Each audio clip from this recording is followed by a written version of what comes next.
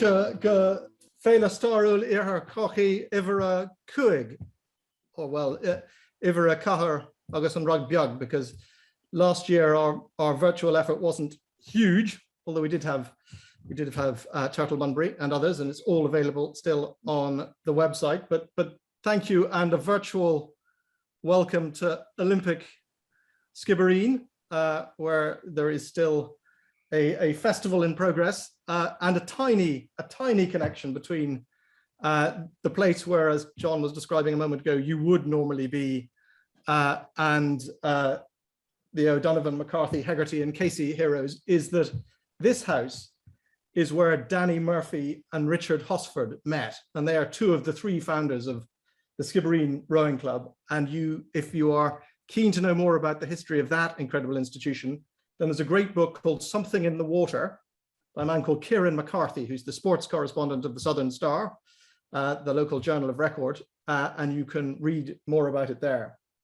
But thank you for joining us for the first live session of this year's West Cork History Festival. We will have a series of live events like this one alongside the pre-recorded material, which is all going to be uploaded to our website and will be accessible for as long as we can keep it there, along with the recordings of previous year's festivals. And this year, as before, we won't focus on a single theme only. We've got two broad related strands of material that we're going to talk about: the situation in Ireland in 1921 and aspects of Ireland and Empire.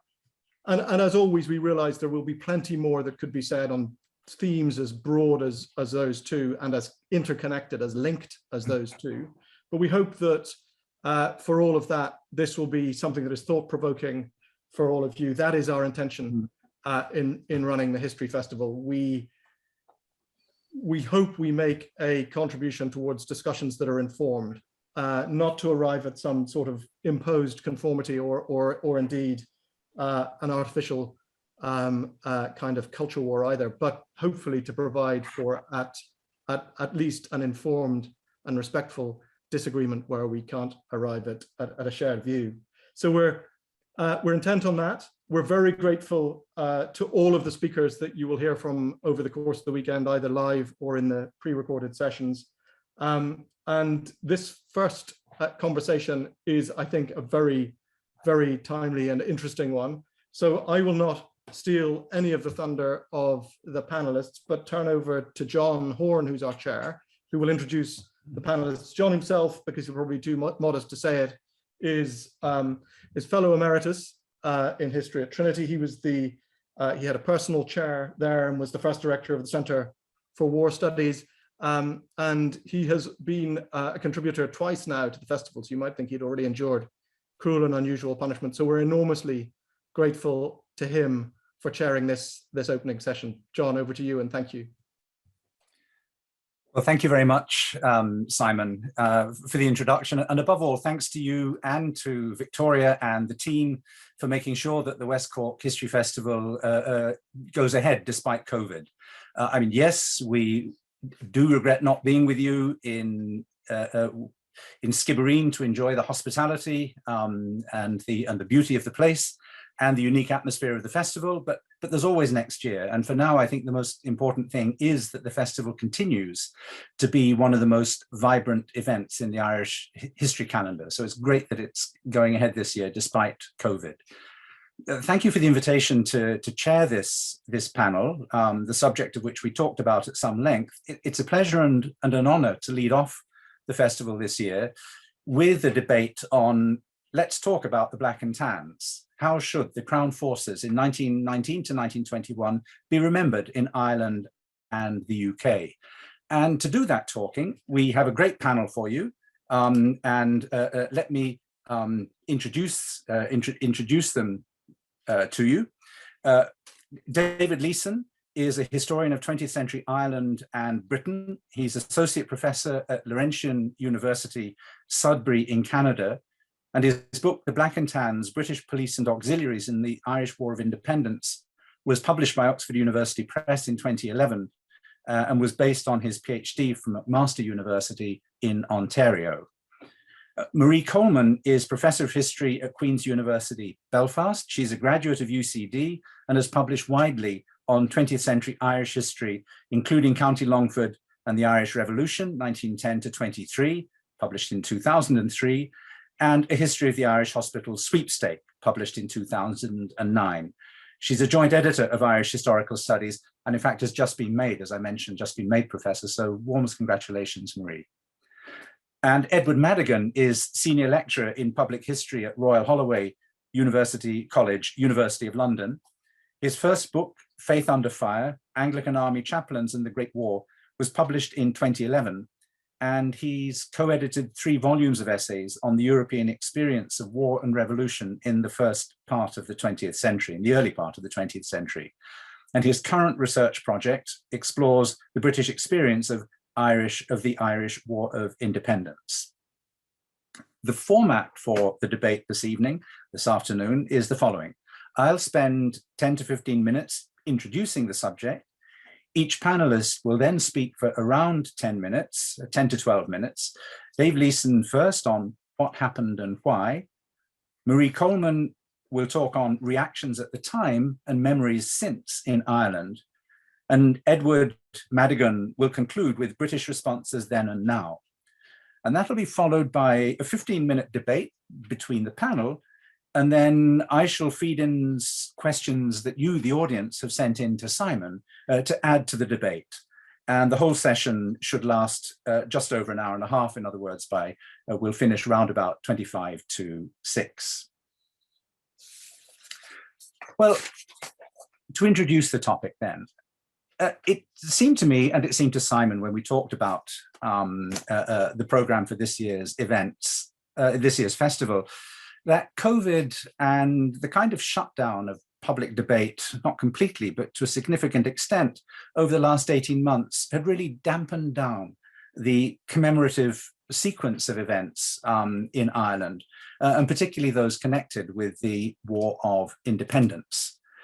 And therefore, even though we are coming at the end of that sort of commemorative year of the War of Independence, 100 years ago, the truce was in operation, and King George V had opened the Parliament, the new Parliament of Northern Ireland.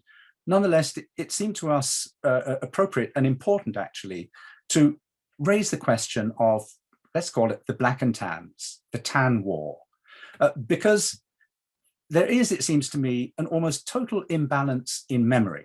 So it's a subject that concerns both what happened, but also how we remember and what we commemorate, and indeed what commemoration might mean in that context.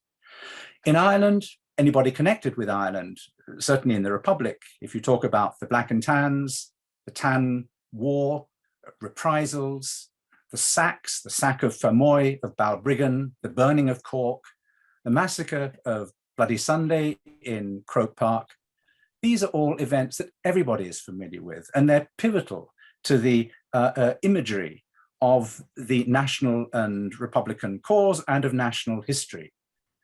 And there's popularly still, I think, a view that the Black and Tans themselves can somehow be dismissed or pigeonholed as both atrocious, committing atrocities, but also as the sweepings of the slums of England, or at best ex-servicemen who'd been brutalized, traumatized by the First World War before they arrived in Ireland. Now, if we just compare that for a moment with the current awareness in Britain, it seems to me that the awareness in Britain of the Black and Tan War has almost been expunged. At the time and afterwards, very few lessons were drawn, except perhaps in terms of Palestine in the late 1930s through to the late 1940s. But I don't think that the War of Independence loomed large in British thinking during the counterinsurgencies of decolonization, let alone perhaps in relation to Northern Ireland. And even now, when you ask around in the intelligence or national security community, inverted commas, in the United Kingdom, there's still a very low level of knowledge of what happened and why in the War of Independence. And yet we could contrast this with the outrage that was felt in significant quarters of British life at the time.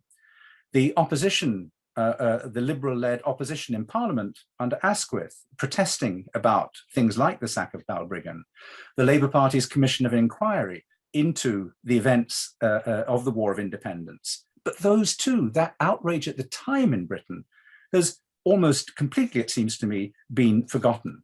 In other words, while we have both to reckon with and understand the overwhelming weight of the memory of the Tan War in Ireland, we equally have to talk about the absence of such a memory in Britain.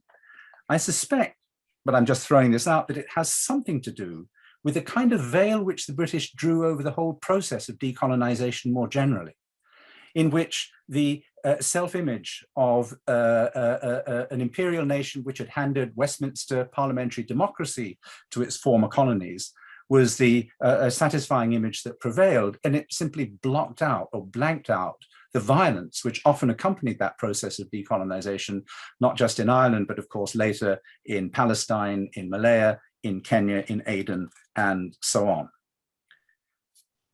So it's vital, therefore, and that I think is the purpose of what we're doing today, first of all, to establish as best we can a new and a broad historical focus. There have been excellent individual studies on aspects of the War of Independence, including by our panelists here today. But what is perhaps still lacking is a kind of an overview of what kind of war this was, what sort of conflict it was, especially from the Crown Forces side. Perhaps we've not had any overall study of that since Charles Townshend's pioneering work on the British campaign in Ireland of 1975, and even that was principally concerned with high policy rather than with experience and activities on the ground. So there's a real need to reinvestigate the subject here along the lines already taken up, as I say, by several of our panelists. And secondly, there is the whole question of memory and commemoration. How should the Tan War, the Crown Forces and the War of Independence be understood? We, I think, are all aware of the unfortunate and truncated attempt by the Irish government, and particularly Charlie Flanagan in 2019, to instigate some kind of commemoration of the RIC, of the Royal Irish Constabulary. And in a cloud of protest, it was withdrawn. And then the thing rather went silent again because of COVID, although various historians had suggested that what was really needed was a kind of an academic investigation, a public seminar, if you like. And it seems to me that that unfinished conversation is still one that we do need to have. Because, of course, there is a considerable difference, a major difference between the RIC as a police force in operation for 80 years, very largely domesticated, staffed by Irish men and supported by their families, and what became of it during the War of Independence. But a significant proportion of the RIC remained Irish men. So therefore, that means that during the War of Independence, there was a civil war element, and that the violence of the Crown Forces can't be completely explained away by people who were foreign to Irish soil, Black and Tans, the auxiliaries, the British Army. And so therefore, that's important.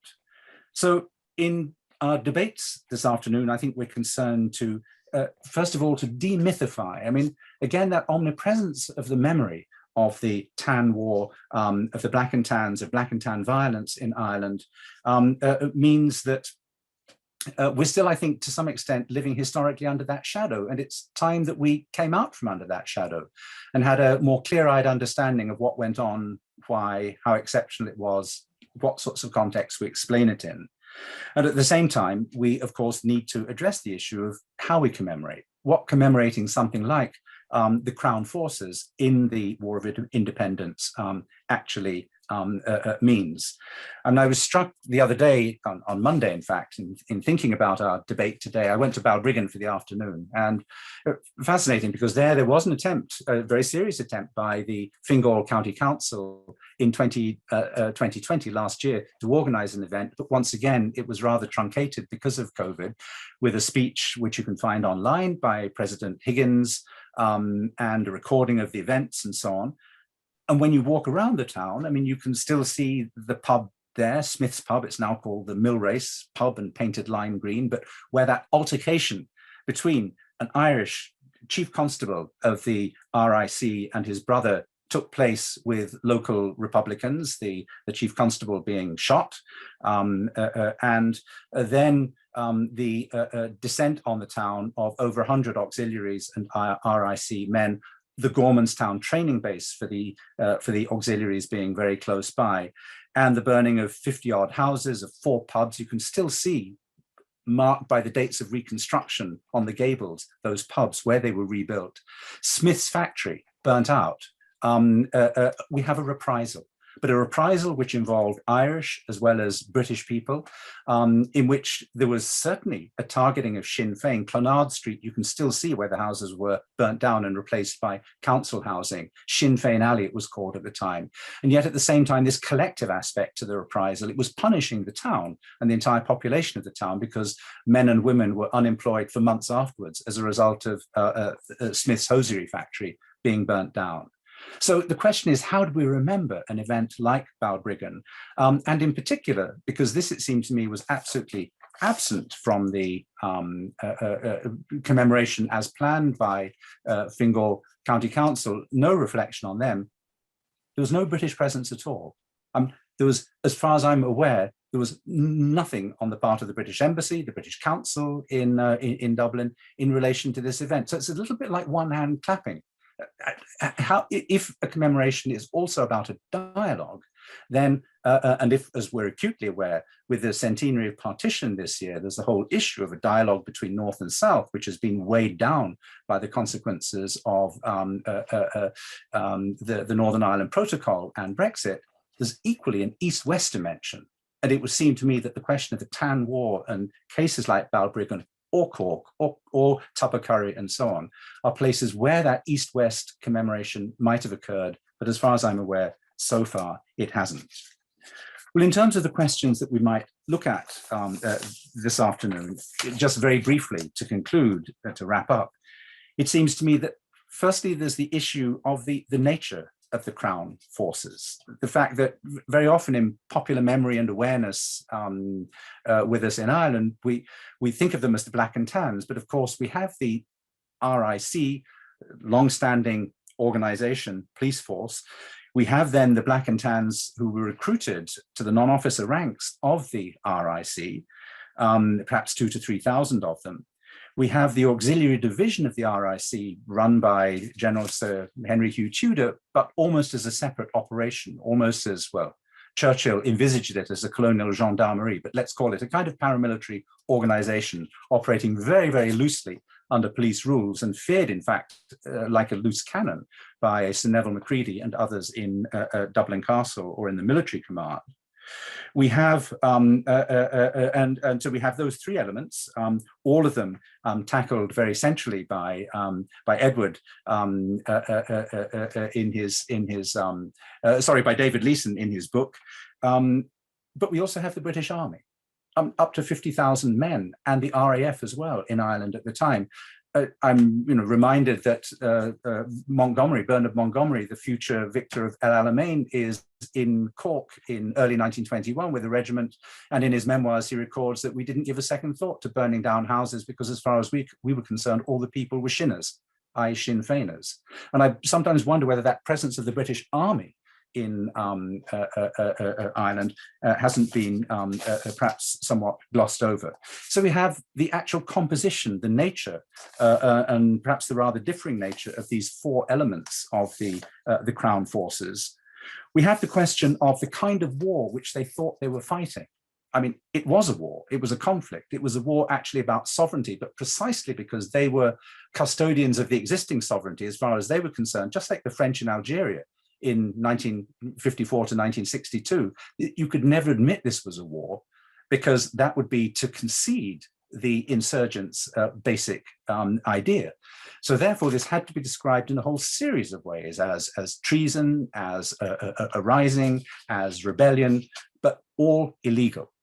And it seems to me that we almost need a cultural history of how the war was understood from the point of view of those different elements of the Crown forces, not just at the high level, but also at the level of the individual men themselves, how they understood international law. Clearly, a conflict like this was outside the confines of the 1907 Hague agreement.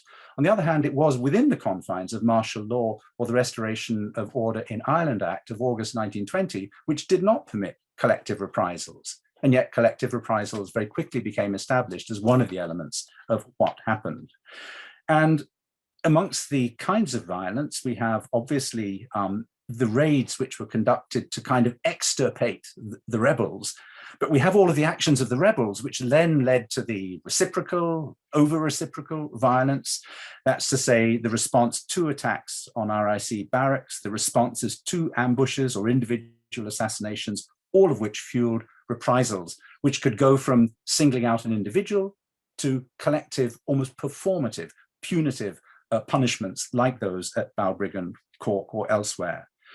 And the issue of violence against women, it seems to me, is again something which I'd just be interested to hear the panelists on, because one certainly hears of, on both sides, of the shaming of women for giving intelligence or for walking out with Crown Force men, but rape by the Crown Forces, I suspect, is something which did happen. How widespread, I don't know, but we all know that sexual intimidation can take a whole range of forms before it reaches rape, and I think it would also be important to build that back into our picture of the violence. We need, as well as looking at who they were and what sort of war they thought they were fighting, we perhaps need to look at the dynamics of violence, again, as David Leeson has done in his book. I'm struck by something, Dave, you refer to as masculinity. You know, when the Black and Tans or the auxiliaries pour into a town and they say, "Come out, you Sinn Féiners, you're cowards, you won't fight." This is because it's a guerrilla war. Precisely, it's a hidden war, it's a covert war. So therefore, that sense of affronted masculinity and then almost the legitimate or righteous male violence that seems to legitimate in return is perhaps an important aspect. And perhaps above all, there's the question of just how polarized these positions were. I mean, it seems to me that, you know, in a war which is fundamentally about sovereignty and where the claims are absolute on both sides, then there's going to be a form of internalized, institutionalized sovereignty on each side, so that the IRA and Sinn Féin see themselves as legitimately entitled to take on the RIC as targets and to deal with people who collaborate with them. Conversely, for the other side, there's no question that this is anything but a treasonous rebellion.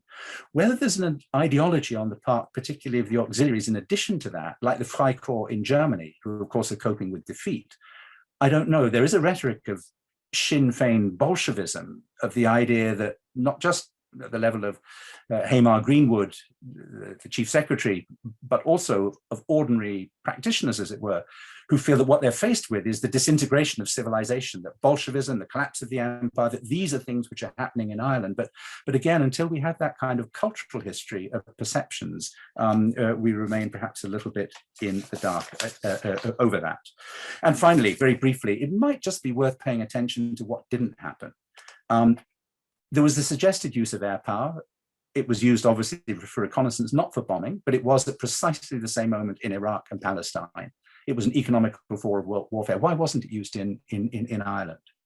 There was internment, but not mass internment. We don't get the mass internment of Kenya in the 1950s. Was torture used? I suspect not. But torture, as it became institutionalized in Algeria. And that tipping point of the summer of 1921, when Sir Neville Macready says, "So what will the cabinet do when we're shooting 100 people a week?" Why did the tipping point not tip? What were the restraining, the limit, as Clausewitz would have it, what were the limiting factors to this war, which was a war of its own particular kind? Well, those are some of the issues which I think we're looking at. In conclusion then, our aim is to ask who were the Crown Forces? What did they do? Why did they do it? How did they and the British government and military understand what they were doing? How are the Tans remembered, vilified, and mythologized in Ireland? Is it a non-subject in Northern Ireland, Marie? I don't know. And how does the behavior of the Crown Forces fit into a crisis of empire at the time? Or into the history of British counterinsurgency before and since, from the South African War to Kenya? And what did British public opinion know at the time? And was British public opinion a limiting factor, something which helped force both sides, or at least the Crown Forces side, to the truce? well, with more than enough there to keep us busy for the next hour or so or more. So I'd now like to turn immediately to David Leeson and to ask you to talk about what happened and why. Well, thank you, John, for those introductory remarks. You've actually foreshadowed a number of themes I plan to address here in my own remarks. So let's talk about the Black and Tans. Throughout the Irish War of Independence, the British government refused either to recognize the statehood of the revolutionary Irish Republic or to acknowledge that a state of war existed between this republic and the United Kingdom. According to the British theory of the conflict, the violence in Ireland was not a war. It was merely disorder. The Irish Republican Army was just a murder gang, and its volunteers were terrorists and assassins. Their apprehension and suppression was a job for the police, assisted where necessary by the army. The British government was so committed to this theory of the conflict that it refused even to strike a campaign medal for those of their soldiers who had served in Ireland between 1919 and 1921. Because of this political decision, even though the British Army's Irish garrison was more than 60,000 strong, even though its troops became heavily involved in the War of Independence, and even though the South was under martial law by the end of 1920, the police remained on the front line throughout the War of Independence. For both sides, the police were at the center of the struggle. Now, in Ireland, the police meant the Royal Irish Constabulary. At the beginning of 1920, the RIC was a force of about 9,500 officers and men scattered across the island in about 1,300 small detachments. And this force of mostly Catholic Irishmen was the British regime's first line of defense in Ireland. Its constables were armed with carbines, as well as revolvers and truncheons, and much of their training consisted of military drill. From their stations, they kept watch over the political sympathies and activities of people in their districts and reported anything suspicious to their superiors. And yet, when the revolution began, the RIC was poorly prepared for the conflict. Ireland had been at peace, comparatively speaking, for more than 30 years. As the prospect of rebellion had grown more distant, or so it seemed, the RIC had lost much of its paramilitary character and increasingly came to resemble an ordinary civil police force. Constable Daniel Galvin, for example, who resigned in 1920 after 13 years of service in Galway and Tipperary, recalled wistfully that before the War of Independence, he had never carried weapons on duty. We had the arms, he said, but they were simply for show purposes. As the IRA's war of attrition against the RIC escalated in late 1919 and early 1920, the police responded to the revolutionary challenge in various ways. Some tried to carry on as best they could, while others lapsed into passive inactivity. Many resigned or took retirement, as Daniel Galvin did. And as a result of these resignations and retirements, the strength of the force declined steadily until the autumn of 1920. Finally, some police began resorting to vigilante violence in place of due process.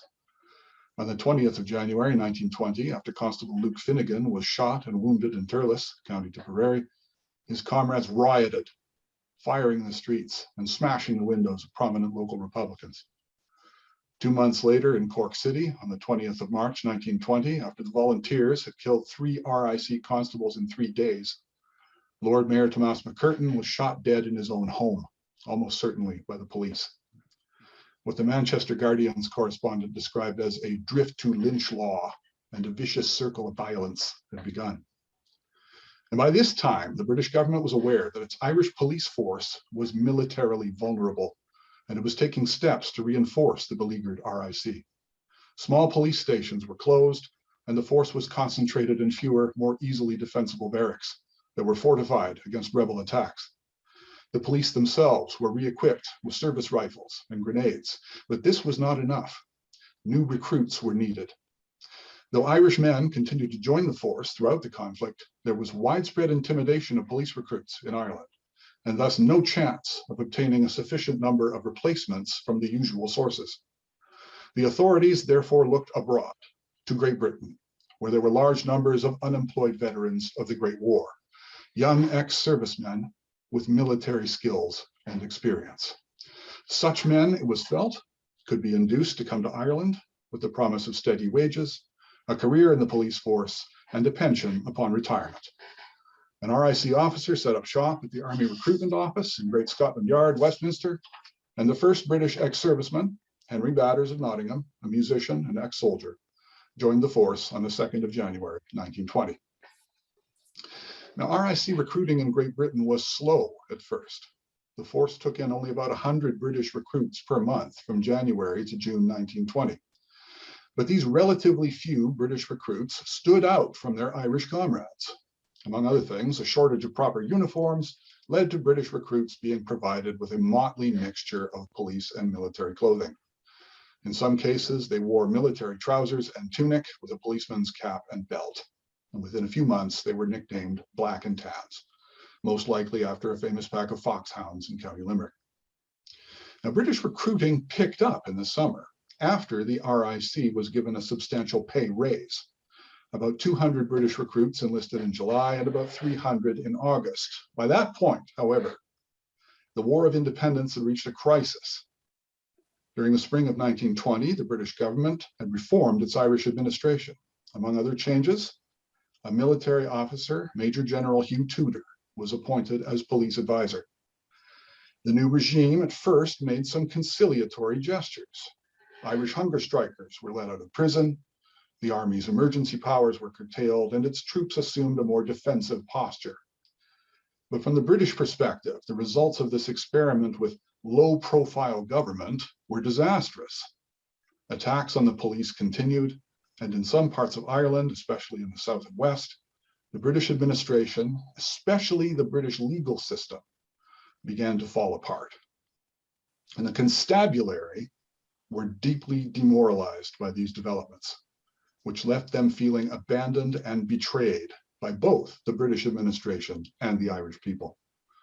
Many more constables resigned from the force, while those who remained grew increasingly violent and undisciplined. Finally, at the beginning of August, the UK government reversed course once again by rushing emergency legislation through Parliament. The Restoration of Order in Ireland Act, passed on the 9th of August 1920, gave Dublin Castle the power to govern by regulation, to replace the criminal courts with courts martial, and to replace coroners' inquests with military courts of inquiry. The British counteroffensive had begun. And throughout the summer of 1920, this police counteroffensive became increasingly violent. Even before the state of emergency, for example, on the evening of 19th July, an RIC sergeant and 3 constables had been ambushed outside the town of Tuam in County Galway. 2 constables were killed. The 2 survivors were captured but released unharmed. Police reinforcements rushed from Galway to the scene of the ambush. After searching the countryside without result, they took revenge on Tuam itself, rioting in the streets, threatening to shoot suspects, and setting fire to buildings, including the town hall. A young Irish constable, John Cadden, later described how these men returned to Eglinton Street Barracks in Galway. They told all about what they had burned, he said. They said they burned public houses and burned the town hall and made a general wreck of the place. Then, on the night of 8th September, when a Black and Tan was killed at a shootout at the train station, the Galway police went on a rampage. At Eglinton Street Barracks, Constable Cadden had gone to bed by midnight. The next thing I knew, he said later, one of the constables came up and gave the alarm and said one of the constables was shot. And we all had to get up and dress and get our carbines. There were about 50 men in the barracks, and they ran amok then. They shot up the streets. They summarily executed an Irish volunteer. They burned 3 homes, and they attacked the offices of a Republican newspaper, smashing its printing machinery. Now, the police advisor, General Tudor, was in Galway that night, the night of the Galway police riot. The next day, he spoke to the police, and instead of threatening them with punishment, he promised them reinforcements. According to Constable Cadden, General Tudor said, "This country is ruled by gunmen, and they must be put down." He talked about giving home rule to Ireland, and he said home rule could not be given until all of these gunmen were put down, and he called on the RIC to put them down.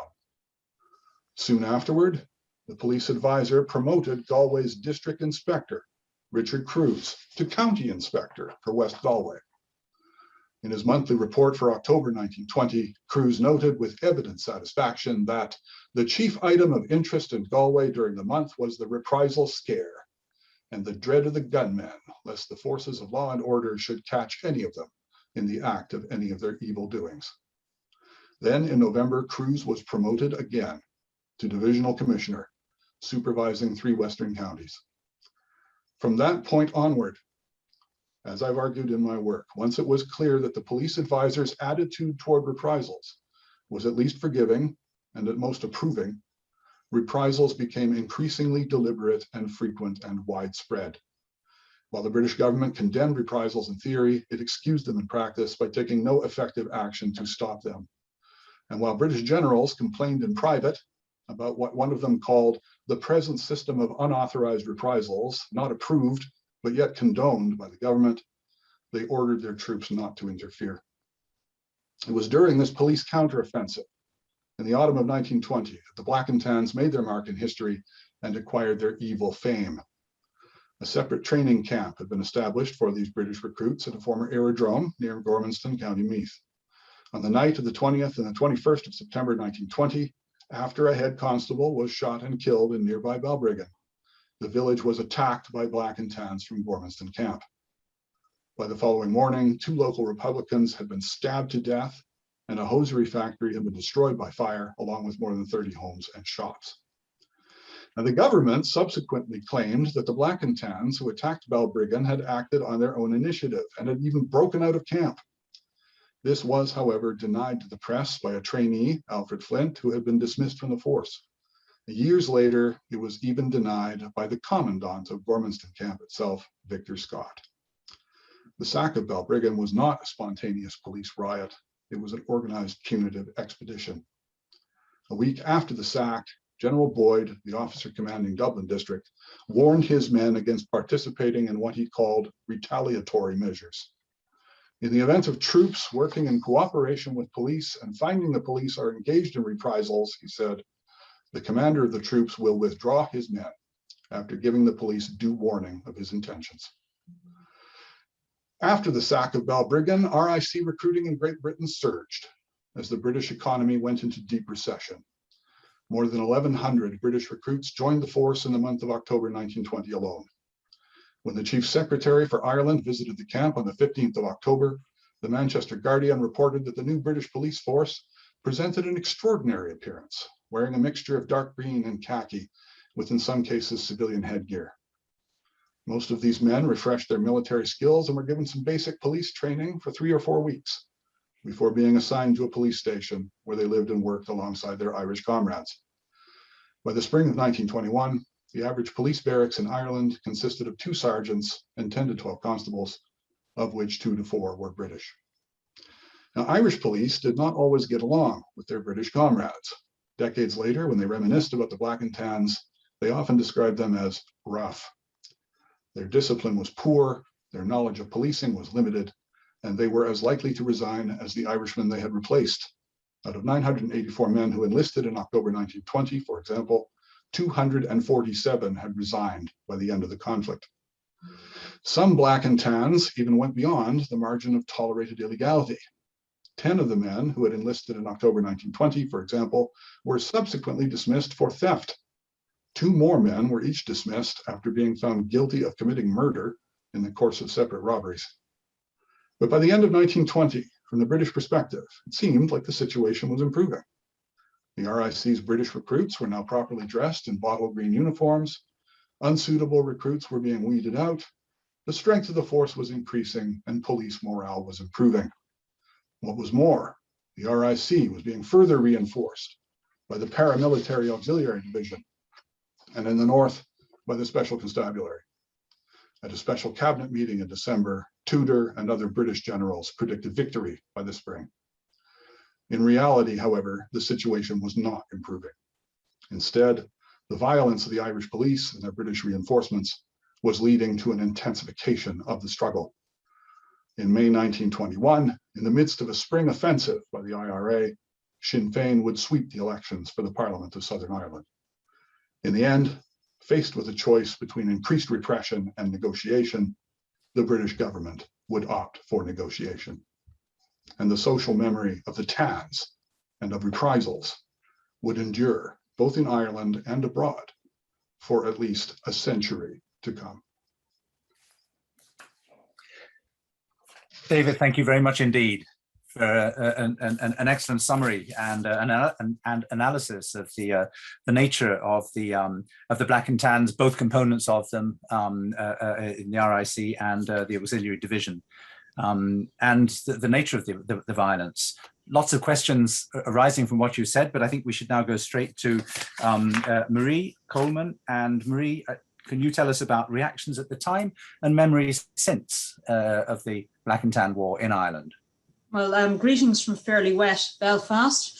I want to pick up on a number of points, some which John identified in his introduction, and also expand a bit on some of David's points.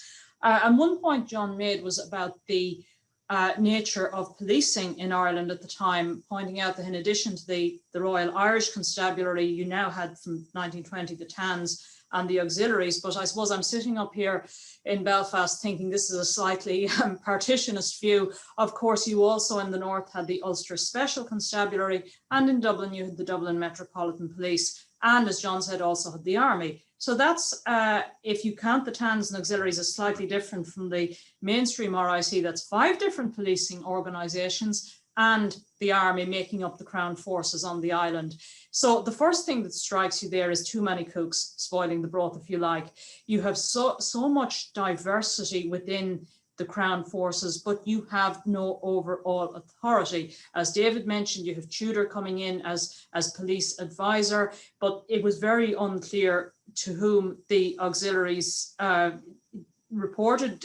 They seem to have been a bit of a law unto themselves within the RIC. The Ulster Special Constabulary had separate sort of reporting authority as well. And of course, the head of the Army, Sir Neville Macready, refused to take overall control for security. So I think that there's a serious weakness in British policy in Ireland in that you have these very diffuse forces making up the Crown Forces and nobody is in overall control. And I think that explains a lot of the issues, a lot of the problems that went on. Just to mention too, I suppose the 2 main forces were the RIC and the Dublin Metropolitan Police. We don't hear much about the Dublin Metropolitan Police. And I'm going to invoke the wonderful phrase of John's late and much regretted colleague, David Fitzpatrick, of course, a stalwart of previous history festivals here, and his wonderful description of them for most of the Irish Revolution as glorified traffic wardens. When we get fast forward to 1921 and demobilisation, it's interesting that the body that was wound up was the RIC, but the Dublin Metropolitan Police was never wound up and it was merged into the Guards later in the 1920s. And the reason for that was even before the truce, even before the Anglo-Irish War ended, before the treaty, there was a realisation that the RIC, I suppose in some ways, maybe a bit like the RUC up here in the north 20 years ago, there was a realisation that this force could not continue on in whatever Ireland emerged after the War of Independence ended. So there was a realisation that this body would have to go. And I think that realisation came from the damage done to its reputation by the association with the Tans and the auxiliaries. A point, I think it's come up in Thomas Dempsey's comment is slightly in the chat there, but also John mentioned it. Let's just have a look at the Tans and the auxiliaries themselves and the kind of wider British context. This isn't just a part of Irish history. This is an important part of post-war British history and the demobilisation of the British forces after the First World War. I've looked at one particular small enough cohort of auxiliaries who were ambushed at Clonfin in North Longford in early February 1921. Most of them had only arrived in Ireland in December 1920. Some had only come in January 1921. And knowing that part of the Irish Midlands, everybody thinks I'm from Longford because I wrote about it, but I'm from neighbouring Westmeath, not native to Belfast, as you probably worked out by the accent. But anyone familiar with the Irish Midlands, it's a million miles away from what these men would have experienced on the Western Front. And I can't help asking myself, what must they have thought when they were driving around the back roads of Longford and Cavan in the middle of the winter in 1920-21? They must have asked themselves, what on earth am I doing and how did I get here? I think there's still a lot of research to be done on that. Who were these men? Why did they join up? I think David's quite right. The knowledge we have some of their own testimonies to this, because any of them who were injured or those who died, their dependents could apply to the Irish courts for compensation. So there is actually some rich reporting of court cases for compensation in the Irish regional press in 1921. Wonderful source, much underused, I think. And we get the sense of largely this was, I think, one of the Longford, the widows of one of the men, the auxiliaries killed at Clonfin, basically said he joined, he was sending me back £5 a week or whatever, and he joined because he was an engineer before the war and he couldn't get work, or he could get work but it didn't pay as well. So the arrival of the TANs and the auxiliaries, we should see it in that wider context of the British government and the demobilization of the British forces after the First World War. But that also brings us to their preparedness. Most of the men I looked at had either been in the Air Force or they had been on the Western Front. The trench warfare in the First World War, or the RAF, or the auxiliary in command at Clonfin was a career Royal Naval officer. That did not prepare them for guerrilla warfare in North Longford in the winter of 1921. So these men were very unprepared for what they were facing. And they were not, by 1920-21, they were coming so fast and needing to be replaced. They weren't getting proper training at all. A point John brought up, I think I'll address it here, is the issue of violence against women. And if you look through things like the statements of the IRA volunteers in the Bureau of Military History, you get phrases like, oh, we were told, we told them to lock up the women because the TANs would be after them. The evidence, and the big caveat here is that there was probably a lot more sexual violence and rape than we know, but it wouldn't have been reported. Yet the evidence would appear to be that sexual violence during this conflict was not as widespread as we might come to think because of what we've seen in more modern wars, like, say, the Balkans. What the RIC and the TANs and auxiliaries appear to have relied on a lot more was psychological violence. And there are a lot of raids on family homes. That in itself was quite traumatic, because raiding the domestic space. I was reading recently a report where the auxiliaries raided the home of Anya Cant, Eamon Cant's widow, and among the things they took away were Eamon Cant's uilleann pipes, and she complained a lot about that because of the emotional significance of that. But there was a lot of psychological violence. So I think that this is something we can go into in more detail in questions and answers, but I thought I'd just pick up that point of John's there. The immediate aftermath then, I think it's worth picking up the British point of it as well, because I wonder, I'd love to know more about what the families of these men, including the ones who died in British service in Ireland, what their sense is. Because if your relative died in the First World War, then his name is on a war memorial in a village somewhere in England. Where is the name of the relative who died in the Irish War of Independence? And I was really struck by this, by a file I came across almost by chance in the National Archives, relating to the death of a black and tan called Leonard Booth, who was shot in an ambush in Longford towards the end of the War of Independence. And I see this very old legal file, which I'm saying nobody had opened for about 70 years, and it was called the Booth Minors, and M-I-N-O-R-S. Leonard Booth had 3 young children at the time of his death, and the compensation paid to his family was invested for them through the Irish courts, and they were sort of wards of the Irish courts. And these were letters from his children when they reached majority in the late 1930s, early 1940s, writing to the state solicitor and the district courts in Longford, asking for their share of the compensation owing to them from the death of their father in Longford. So there's so many layers to unpick there. I'd love to know more about that. I've kind of picked up a few points about the attitudes at the time. I want to say a bit about the commemorations in 2020. And I think the first thing is the biggest mistake that those working on behalf of the Irish government made was in the timing. I think the RIC could have been commemorated, but timing the commemoration of the RIC for January 2020 was catastrophic because, as David has said, January 1920 was when the first Black and Tans came in. So by timing it for then, the inevitability was that you were going to be seen as commemorating the Black and Tans.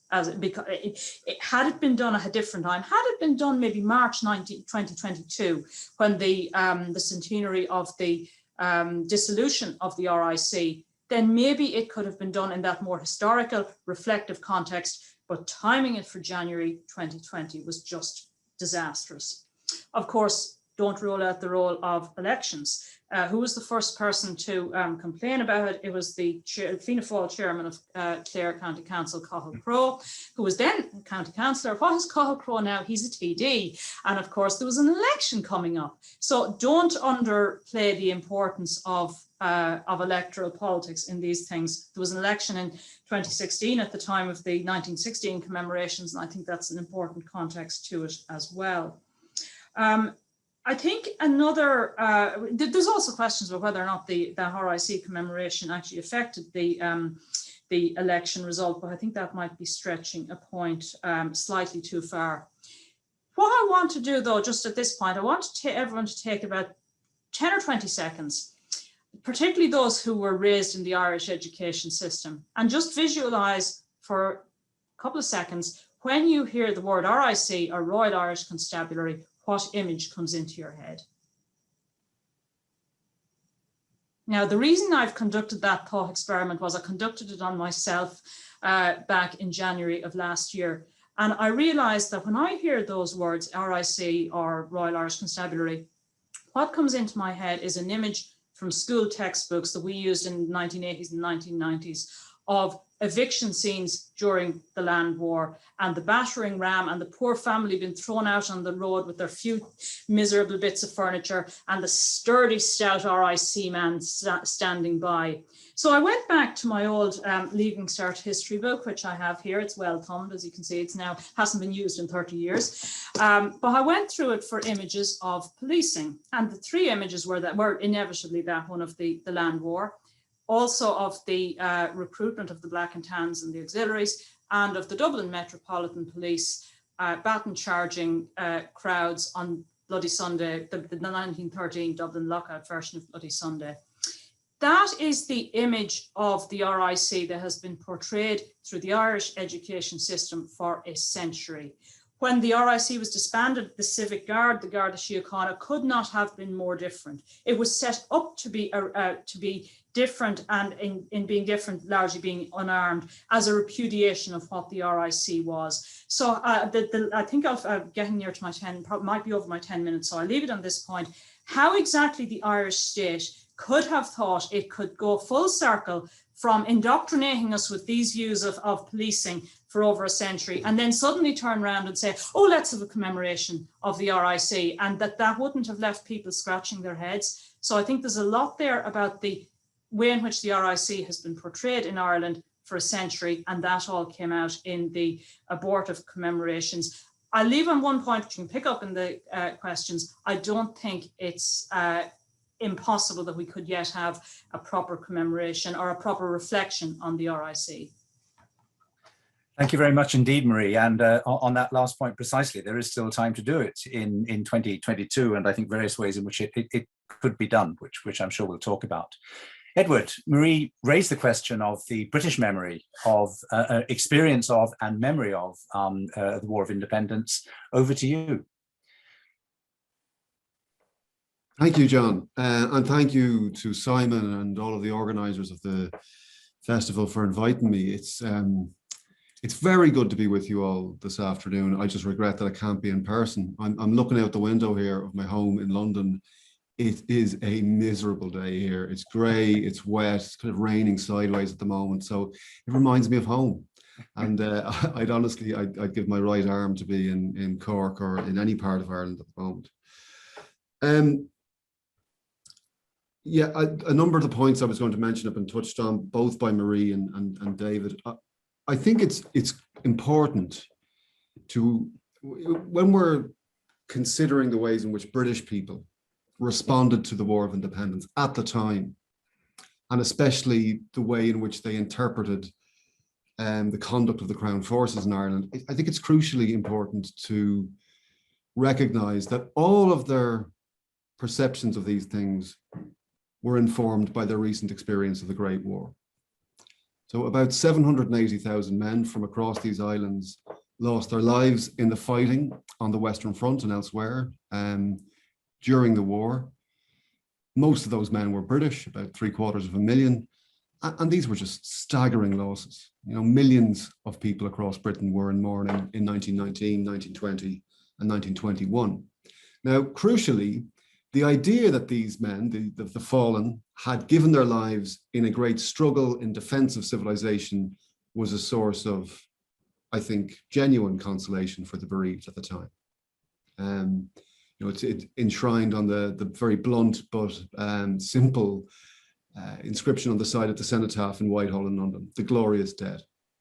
The conflict had to be regarded as glorious in order for the dead to be redeemed, the sacrifices of the dead to be redeemed.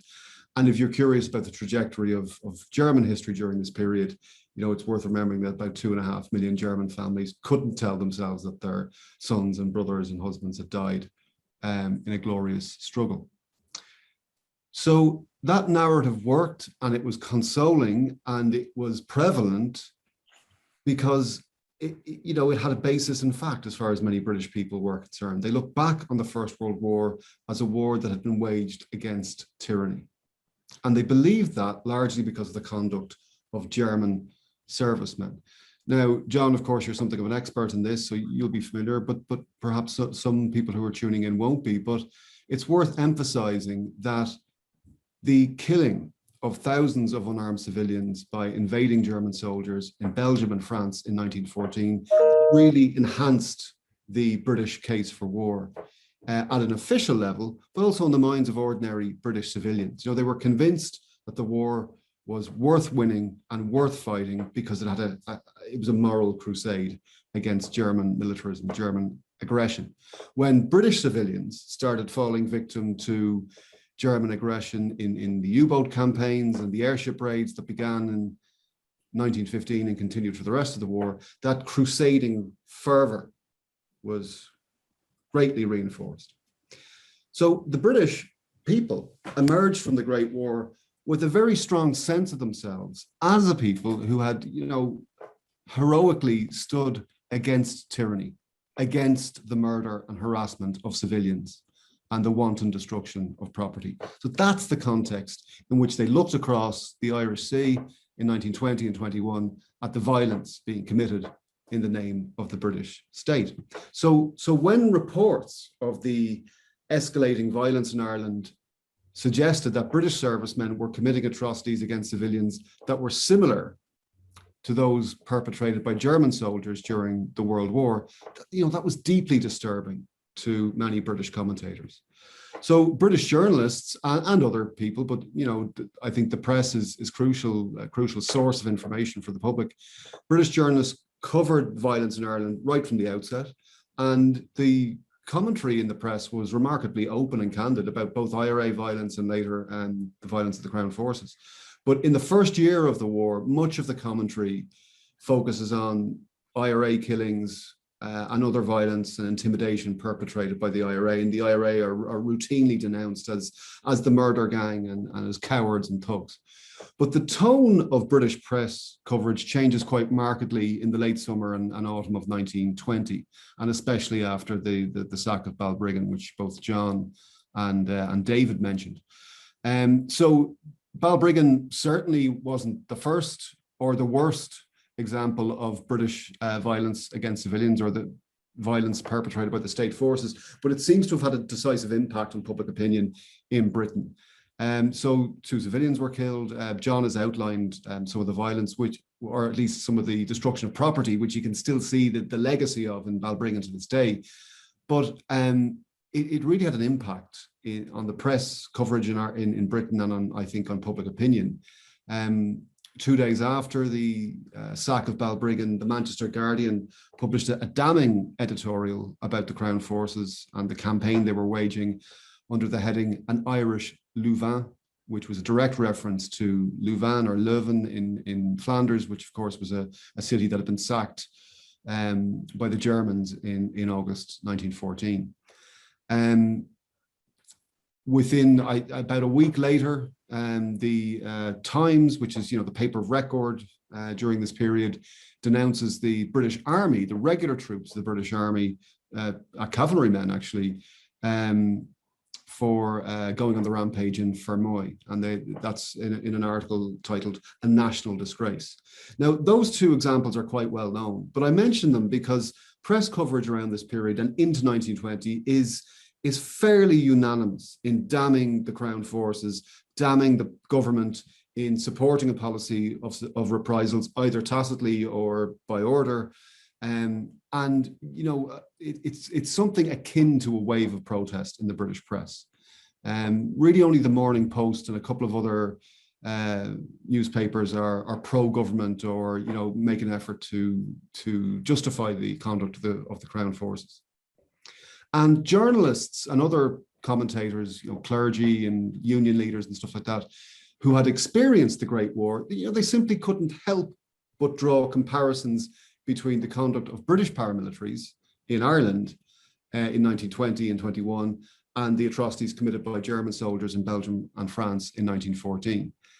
So from the autumn of 1920 until the truce of the following July, the actions of the Crown Forces in Ireland were regularly denounced by British commentators in the press, in Parliament, and from virtually every public platform. Now, of course, there are commentators who defend the actions of the Crown Forces, but it really is quite striking how unanimous and how antagonistic that criticism is.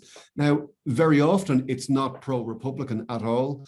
But I suppose one of the things that struck me when I started researching this stuff is just how diverse the commentators are. So very often you have criticism of the Black and Tans, the Auxiliary Division, and even units of the Regular Army coming from commentators who are very much part of the British establishment and who have no sympathy whatsoever with Irish nationalism, much less Irish republicanism or Irish aspirations for independence. So this is quite striking. And the motivations for that criticism, to me, are particularly interesting. And I think a lot of it is coming from this place that we sacrificed so much during the Great War. And we sacrificed it, or we made those sacrifices, or we acquiesced in them, in the losses of our brothers or sons or husbands, and all the other kinds of sacrifice, the social dislocation, the trauma, psychological and otherwise, of experiencing the conflict. We were willing to accept those sacrifices because we stood on the high moral ground and we believed that the war against Germany was worth fighting and worth winning. The conduct of the Crown Forces in 1920 and 21 appeared to be undermining that narrative, and it was thus deeply disturbing and threatening. So again, the British had emerged from the Great War very securely on the high moral ground, with a perception of themselves as defenders of the weak and vulnerable in the face of military aggression. The violence unleashed by the Crown Forces against civilians in Ireland in 20 and 21 undermined that narrative. And worse, it seemed to dishonor the memory of the war dead. So it's no coincidence that people like Arthur Henderson, who was a leading light of the Labour Party and former leader of the Labour Party, and Herbert Asquith, both of whom were bereaved fathers, were among the most critical voices in the House of Commons when discussing the policy of reprisals in 1920. So ultimately, I think the war in Ireland and the policy of reprisals in particular presented an unacceptably, direct challenge to British people's understanding of themselves in the aftermath of the Great War. Now, in the short term, I don't think that opprobrium, that public antagonism, is a limiting factor on the violence, because actually it gets worse. The violence intensifies towards the end of 1920 and into 1921. But I think by the spring of 1921, coming into the summer, the British government simply cannot ignore this cacophony of protest, particularly coming from the clergy, people like the Archbishop of Canterbury, who's very much a figure of the establishment. I wouldn't say he's a reactionary commentator, but he's certainly a conservative commentator, and he's really kind of a ringleader of clerical protest. So that can't be ignored anymore. It's not the only factor in the British calling for a truce or accepting a truce, but it's a key factor. And remember that accepting a truce is something that is almost anathema to people in the military, especially in the regular forces, because this legitimizes the IRA struggle and the wider Republican movement, because it says, well, you are a legitimate enemy with whom we can conclude a truce. Now, what about today? Well, in our own time, the Irish War of Independence really has no place in British memory or popular culture. We've been going through the centenaries for the last 2 years, and there's been virtually no mention of the conflict in the British media. And British people, by and large, have no real understanding of what occurred in Ireland in the aftermath of the Great War, or how this affected Britain. Now, that's not really even a criticism of British, the British man or woman in the street. Irish people know virtually nothing about, the dynamics of English society or British society in the early 20th century. But I do think it's a shame, because the Irish War of Independence had an extraordinary impact on Britain and on the trajectory of British history. Hundreds of British servicemen were killed in the conflict. It fundamentally challenged the way in which British people understood themselves and their place in the world. And in political terms, the impact of the War of Independence was pretty seismic, because it led more or less directly to the breakup of the United Kingdom, which of course is highly topical at the moment, now that the integrity of the UK is under threat once again. Now, that prompts the question, why is there such little interest in, or lack of discussion about, this pivotal moment in British history among the Brits themselves? Well, in some ways, I think the Irish War of Independence is just down the list of cultural priorities in Britain. I don't think there's necessarily a conspiracy of silence about the violence perpetrated by the Black and Tans and the Crown forces, but it is still very revealing. As many of you will know, Britain is currently undergoing something of a reckoning with its imperial past. I think, numerous historians and other commentators have called for more open discussion about the transgression and violence of the British Empire over the past couple of decades. But the reemergence of the Black Lives Matter movement last year has really given this fresh impetus. So there's a lot of discussion about empire and the legacy of empire and the conduct of actors within empire, especially servicemen, of late in Britain. And the antagonism towards a lot of this, towards open discussion of imperialism and empire, is very revealing. I think it suggests that a lot of British people really struggle to accept the idea that their ancestors, especially their ancestors in the armed forces, ever knowingly behaved in a way that was less than honourable. That's something that a lot of British people really struggle to do, and I would link that to their cultural environment. They've grown up in a world in which servicemen in particular, and especially during the two world wars, are, I think, in some ways, very understandably regarded as heroically self-sacrificing in the First World War, and in the Second World War, heroically prevailing over the most self-evident evil in history, Nazism, in the Second World War. So if you then try to introduce the idea that they wantonly raped women, killed men, killed unarmed civilians, killed over 1,000 people, only about half of whom were actually combatants in Ireland in 20 and 21. That really upsets that narrative. It doesn't fit easily with the narrative. It complicates it somewhat too much.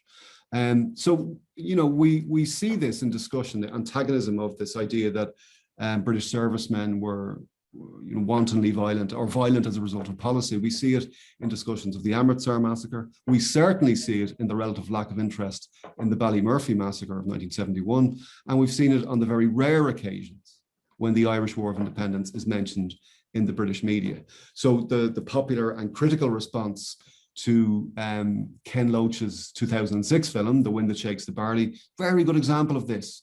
And that seems like a lifetime ago now, but it's about 14 years back that, you know, the film was released. It won the Palme d'Or at Cannes. It was, but in a purely critical response was quite positive. But the reaction in the British press and among certain British politicians was extraordinarily antagonistic. The idea that the portrayals of black and tans torturing prisoners and harassing people and summarily executing ordinary civilians, this was just an anathema to commentators in I'm going to say the right-wing press, but it wasn't just the right-wing press. It was, you know, more generally in Britain.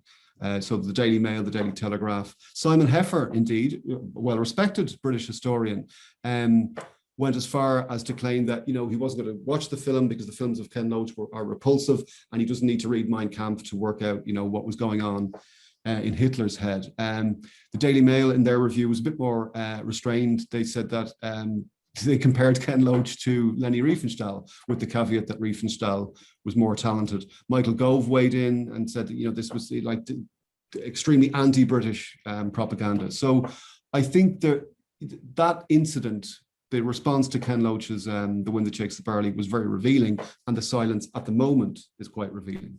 So during the war itself, 1920, 1921, British commentators protested against the policy of reprisals, being carried out in the name of the state in Ireland, partly because this conduct undermined a narrative that was deeply important to them. Today, there's a denial about the realities of imperial transgression for similar reasons. Thank you for listening. Edward, thank you. Thank you very much indeed for that, dealing with British reactions, both at the time and now. And I'm also struck in listening to you by the wider international resonance in 1920, 1921 to these events too. I mean, the things like the sack of Balbriggan and so on created waves in the French press, in the Italian press. It was by no means just in Britain. So we have, thank you to all of the panelists. I think we were going to have a sort of inter-panel or intra-panel discussion for 10 or 15 minutes, but we've got some very good questions and comments coming through. So I think we can combine these in our final discussion of the topic. And it seems to me that we've got, you know, a number of issues emerging. One is the one raised by Thomas Dempsey, a really interesting point about the, you know, how different was what the Crown forces were doing from some of the things which the Free State then did during and after the Civil War.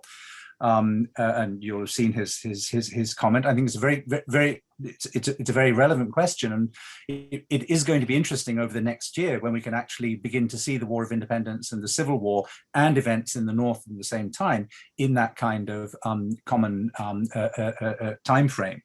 But it is also perhaps linked to the little debate which has been going on there with Robert Story's question about whether any of the we can put down any of the resistance to British rule and the putting down of that resistance as a civil war.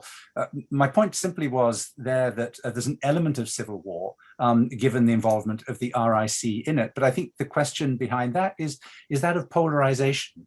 I mean, David, at the end of your book, you argue in terms of a kind of polarization of positions between Sinn Féin, the IRA, and the Crown forces until the truce intervenes.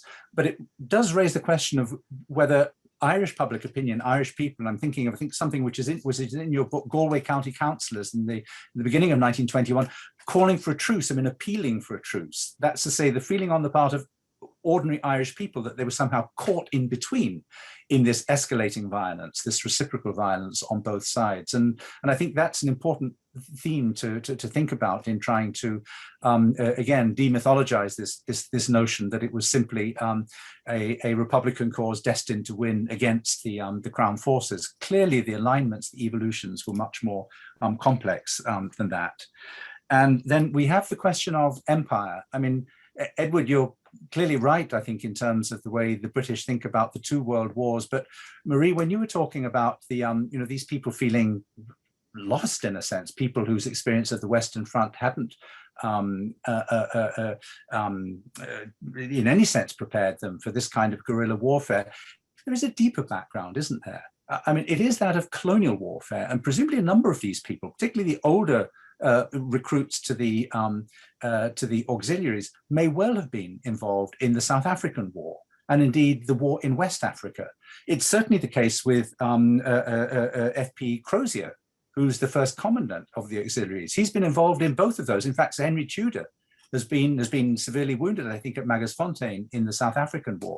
Now, there we have colonial warfare, which involved guerrilla warfare, which indeed did entail in its last long section this corrosion of the relationship between, or the distinction between, combatants and non-combatants. And some of these people were also involved elsewhere immediately after the First World War. Crozier goes off and he's an advisor and a participant in the Lithuanian War of Independence. We had other wars like the Irish War of Independence and indeed the Civil War occurring across Central and Eastern Europe. And of course, we have simultaneously the violence in India and the emerging violence in Palestine. Tudor goes out then to become the general officer commanding in Palestine, appointed by Churchill in 1922. So I just wonder how important this is, whether there's a danger in focusing exclusively on the World War I background, whereas in fact, some of the people and the ethos or the transmitted experience of some of the units they were involved in might certainly have involved colonial warfare. And so my question is, to what extent the frame of mind of auxiliaries or British soldiers involved is partly conditioned by that as well. And then we have the question, of course, stitched through this, is it appropriate to commemorate the RIC? Is 1922 the right moment to do it? But more generally, how do we commemorate in the Republic? But also, that's to say, the Crown Forces. In what way do we mark, do we note, do we talk about them?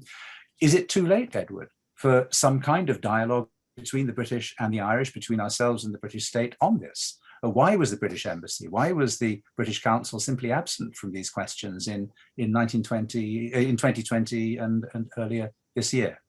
So I think a set of sort of focuses there. And I'd like to put it back then to each of the panelists, perhaps in the order in which you first spoke. Or indeed, of course, respond to anything that any of your fellow panelists or the participants on the chat have said. David, to you first. Oh, well, it's a very rich set of questions. On the issue of colonial warfare and the influence of the British colonial experience on what was going on in Ireland, while we know that there were British soldiers and British police who had experience in colonial wars, who had experience fighting guerrillas in South Africa, for example. We know they fought in Ireland. I'm not sure how relevant that experience was to the situation they were facing in Ireland. Because in Ireland, between 1919 and 1921, the Irish were improvising and inventing something very different from what the British had previously encountered. In Ireland, between 1919 and 1921, the Irish were inventing and improvising the first national liberation revolution, the first war of national liberation. This was not just a guerrilla war like the British had encountered in South Africa. This was not just a secessionist movement like Sweden had encountered with Norway before the First World War. This was not just civil disobedience and protest, as the British had encountered with the suffragettes before the First World War. This was not just terrorism like the Russian government had been faced with the combat organization of the Social Revolutionary Party after the Revolution of 1905. This was a combination of all of these things, all of these tactics combined in a single revolutionary strategy, a national liberation revolution for the first time. So when I look at the records of British soldiers and British police trying to grapple with this challenge, I see a lot of bafflement. I see a lot of bafflement, not knowing how to deal with this, and their experience of colonial warfare does not seem to have been much use to them. because of course the closest thing to a British doctrine of guerrilla warfare before the First World War was just to avoid it if at all possible. C.E. Caldwell's Small Wars says the whole point of colonial warfare is to avoid partisan warfare. So you would really stress the originality and particularity of the situation which they're facing, which I can absolutely see. Although, granted that the Boers were fighting for an independent republic, we have the same pressures of liberal domestic public opinion in Britain, which Edward's just described for us. Some of the same people, in fact, E.D. Morel and so on, who are from Northern Ireland, who protested about the violence during the Boer War, doing the same thing during the War of Independence. But I absolutely take your point that this is a particular conjuncture, and as we were suggesting earlier, the issue really here is about sovereignty. And I wonder if that's one of the answers to the difference with what happens with during and after the Civil War, when the conflict there is also about the shape of Irish society, and the violence therefore may be different. It may be why the violence is different in much of Eastern Europe at this time, because there what you're doing is trying to mark out a new territory, to define a new sense of nationality against other people who are in your way. Poles versus Germans in Silesia and so on. And that creates often a more brutal kind of violence, perhaps more similar to what we have in Northern Ireland in 1920, 1921. But thank you very much. Yes, Marie, do you want to come in? That point about the Irish Civil War, which you just mentioned there, but you had picked up on Thomas's point at the start, I think is a point well worth making. We look at some of the actions of both sides in the Irish Civil War. They are as bad, if in some cases not worse, than what the British did. Some of the worst cases of violence against women, the rape of Mrs. Biggs by Republicans in Tipperary, the beating of the McCarthy sisters by Paddy Daly in Kerry at the end of the Civil War, is some of the worst violence carried out against women in the entire revolutionary period. So we should not be we should not be casting first stones here by any means. And it's on both sides. So yes, I think definitely this is to be reckoned with internally in Ireland. We can't blame the British for this one. When we get to the commemoration of the Civil War, which I think is something that's come up in another Thomas's comments there as well, we have to get to grips with what the Irish did to each other during that period. So, I mean, maybe we'll be too big. Maybe we can commemorate the RIC and help us forget about that side of it. The question of colonial warfare in a broader sense, there's the question of these men and their relationship with war and with uniforms and with military organizations. And there is much to be gained from tracing their afterlives post their Irish experience, which tells us a lot about them, as well as looking at kind of where they came from and their previous First World War experience. Sean Gannon's work on the Palestine, the ones who went to Palestine, is very telling in that regard. Just in my small group that I looked at, which was about 20 auxiliaries who were in Longford, 2 of them had Boer War experience, interestingly, on either side of that conflict. One of the auxiliaries had actually been I presume he was just a messenger for the Boer side, because he would have been so young at the time of the Boer War. And one of the older English auxiliaries had been in the British Army. So you have the Boer War in coming to Longford, both sides of it in 1920. But also, where did these men go after? Some of them continued in the armed forces. I found one who turned up fighting for the Australian Army during the Second World War. And I think there's a sense that these men some of them were quite ruthless or OT, and finding after the First World War, there's a bit of drift, and here's, a bit of camaraderie of a military organization and a uniform in the auxiliaries. And again, maybe in Palestine, and again during the Second World War. We find some of them in Dad's army during the Second World War as well. So I think there's a more complex relationship of these men too, being involved in military organizations. You mentioned international opinion and how Balbriggan and things were picked up internationally. And that is to the credit of the First Dáil and Sinn Féin's propaganda. They made sure it got out there. And of course, the British again hadn't the sense to burn somewhere well away from the centre of Dublin, where the journalists and their photojournalists couldn't get out with their cameras in a short space of time. Maybe they should have chosen somewhere in the remote west of Ireland, where the pictures couldn't have been snapped and put in the press the very next day. But certainly there's there's a lot of effective propaganda, which I think is what we see in Arthur Henderson and even the King and people like that being unhappy about what the Black and Tans are doing in Ireland. Good.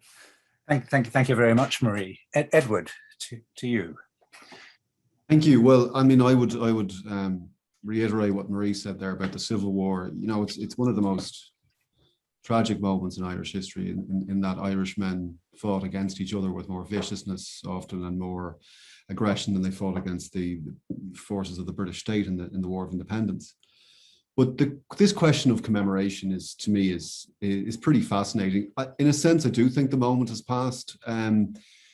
State-led, state-driven commemoration has to serve some present-day political purpose, and it's difficult to see what purpose would be served now by an even-handed bilateral commemoration of the War of Independence. You know, where a British head of state or a senior government figure what represented the Black and Tans or the campaign they waged, it simply wouldn't happen. I mean, certainly not with this government, which is, you know, the Johnson administration is very antagonistic towards the demands for a more upfront history of slavery in secondary schools in Britain and history of colonialism, colonial conquest and imperialism, and to be more part of the public discussion in Britain. So I just can't see a British government being up for that.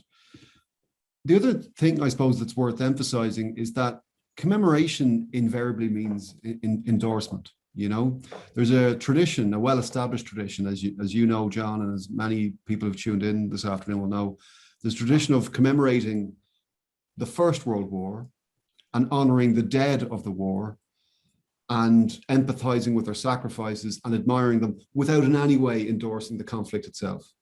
But you can't really do that with the Irish Revolution or the Irish War of Independence. If you're commemorating the dead, then you're in some sense agreeing with their motivations and the cause for which they fought. And it is quite different in the case of the Second World War, rightly or wrongly. But, you know, a German representative or head of state can come together with a French one and they can commemorate Verdun as just a mutual tragedy, as a mutual human catastrophe. You can't really do that in the case of the Irish Revolution. And we saw in 2016 that you couldn't really do it with the Easter Rising. I mean, you know, the Unionists were in a way very understandably uninterested in participating in commemoration of the Rising because the motivations, the sort of symbolism of the rebels and their ideology was antithetical to Unionist ideology as far as they were concerned. So it's just difficult to see, you know, British representatives wanting to commemorate. Now, to me, that's unfortunate because actually, if you look at the men who were killed at least in 1920 and 21, and very many of the men who served in the state forces, a lot of them were veterans of the First World War. So they're the sort of men about whom British society is often obsessed. You know, they served on the Western Front, they served at Gallipoli, they often served with distinction, and they were regarded at the time as heroes. I mean, some of you may have heard of Major Geoffrey Lee Compton Smith. He was executed by the IRA in April 1921. You know, by any measure, this man who'd been awarded the Military Cross during the war was a hero. He met his death with great equanimity. He made friends with his captors. He wrote to his wife and to his regiment to say how he admired the IRA, even though he didn't agree with them. And then they put him to death. On a human level, it's a fascinating story. And I think there were many individuals within the Crown Forces with whom we might sympathize or identify. But the campaign they waged was a campaign of terror. I don't think there's really any getting away from that. Some of you may know The Dead of the Irish Revolution, this recent book by Ewan O'Halpin and Daithí Ó Corráin. I mean, to me, that it's just been a real eye-opener going through case by case the deaths perpetrated or the killings perpetrated by the IRA and the Crown Forces in 20 and 21. I mean, it's very difficult after having read this now to see the British campaign as anything other than a campaign of terror directed at civilians. Now, that's not to exculpate anything the IRA did, but the fact that the British campaign was a tactical response to IRA operations doesn't absolve it or make it okay or make it worth somehow commemorating. Thank you very much, Edward. Just a couple of responses coming in. Heather Jones and Patricia McKee both make a similar point in a way, which is the distinction in the minds of many people in Britain between Ireland and former colonies further afield, which I think one can summarize in the question, so did the British see Ireland as a colony? And we know it's an immensely complex question, that of Ireland as colony.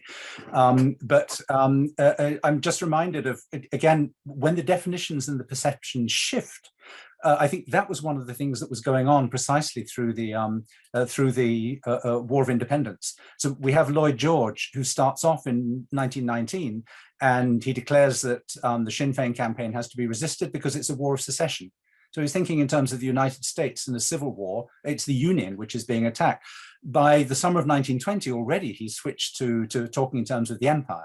That if this happens, then, and which is the way many other people are now looking at it, that if you're to concede dominion status, for example, under this kind of pressure, then it sets a terrible message for the rest of the empire, and it's the empire which is vulnerable. So even there, I think senses are shifting. But I think that ambivalence as to whether Ireland is a colony, whether the Irish are natives, inverted commas, in the same way that others are, as seen at the time, I think is a real question. And I think the doubts and the internal British doubts about that do become one of the limiting factors. A further point which occurs to me, and it's particularly perhaps in relation to David's work, but the doubts internally, it's always interesting, I think, to look where there are internal doubts, internal frictions and tensions. Marie made the excellent point about just the competing elements of the Crown forces during the War of Independence, the number of elements engaged. But even with the auxiliaries, and Marie, taking your point about the importance of looking at individual trajectories, which is often a fascinating way to do it. Another way of doing it, take an individual over a 20 or 30 year period and see where they go, what happens. Crozier is fascinating from that point of view, because here you have Crozier who's fought in South Africa, goes and declares himself a member of the UVF in 1914, fights with the 36th Division at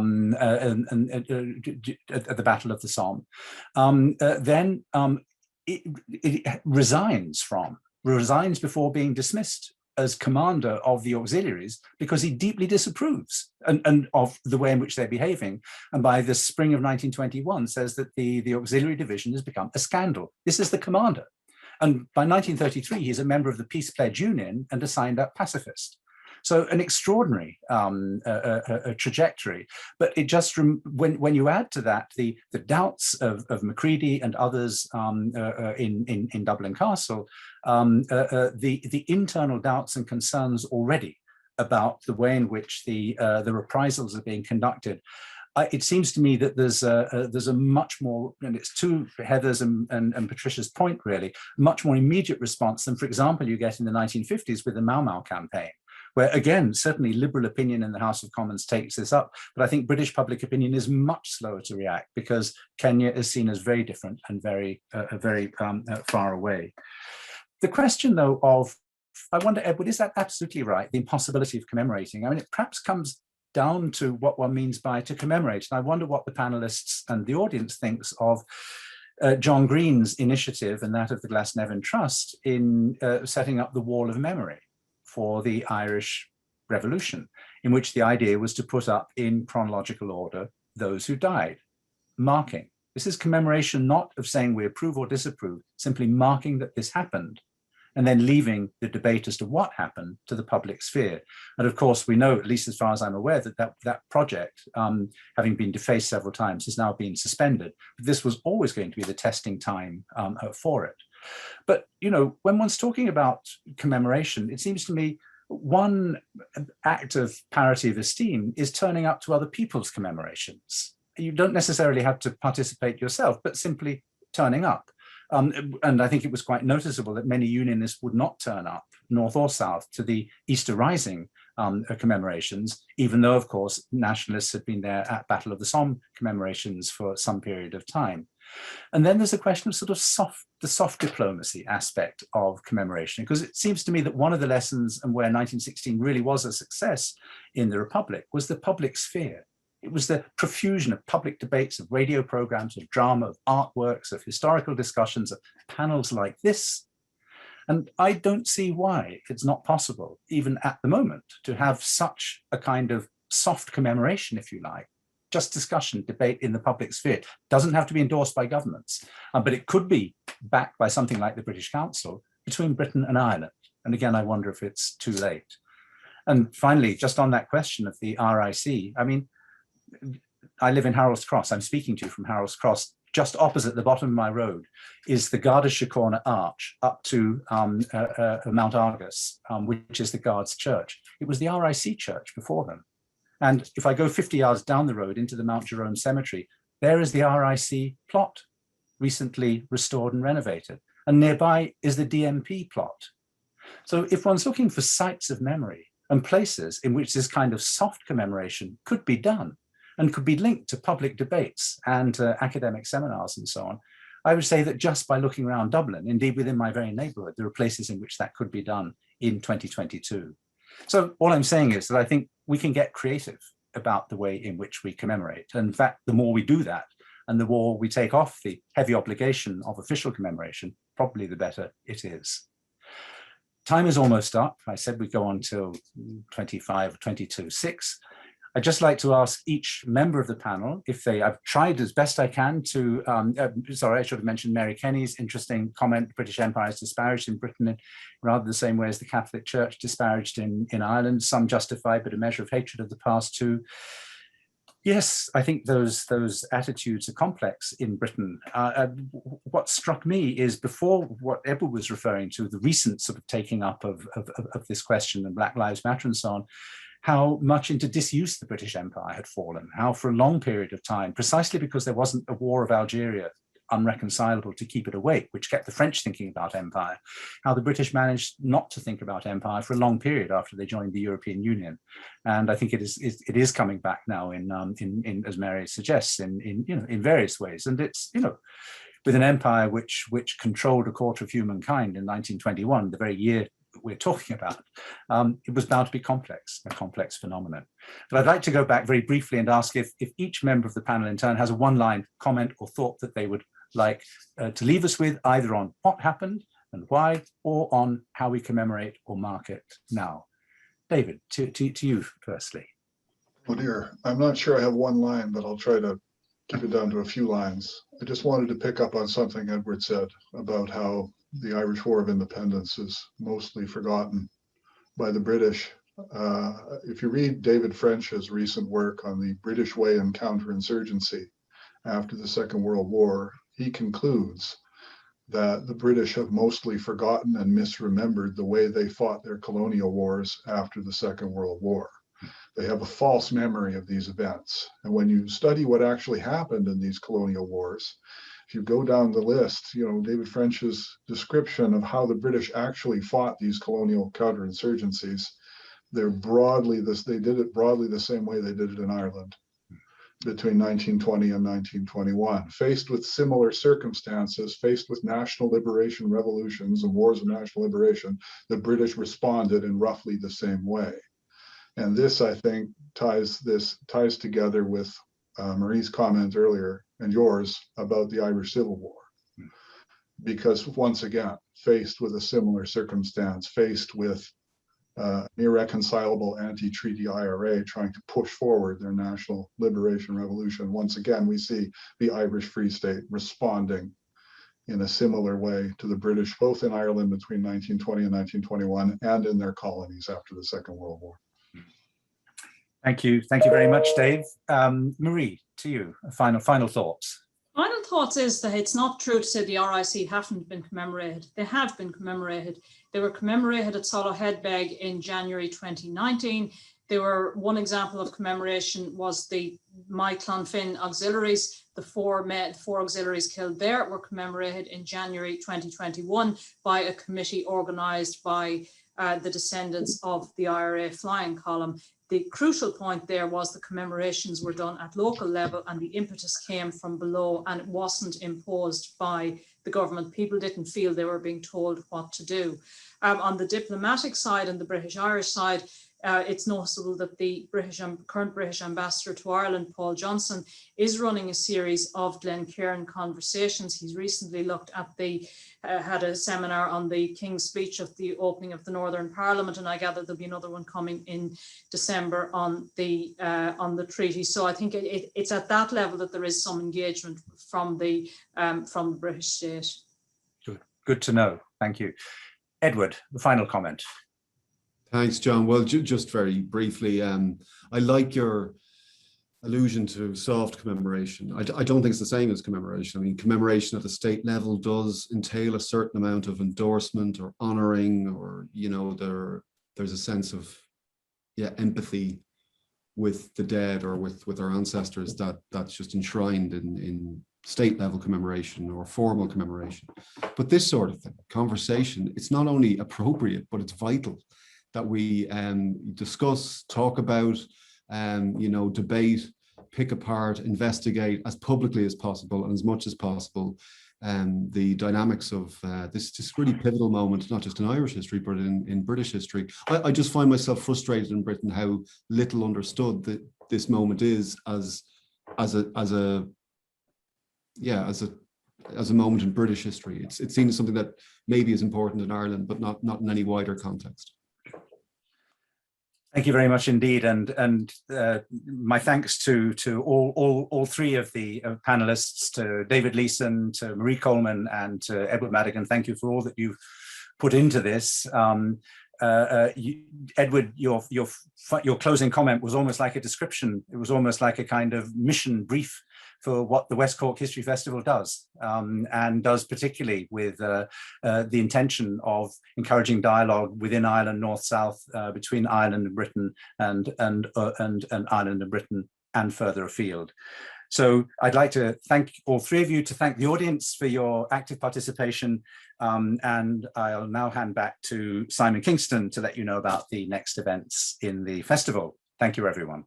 Well, thank you, John, and thank you to the whole panel. That was a fantastic way to begin the live part of the festival, and there are a number of themes there, not least this ambivalent, uncertain, but undoubtedly connected point about the Irish War of Independence and the imperial construct within which it was taking place. That will be picked up by several others in the course of the weekend.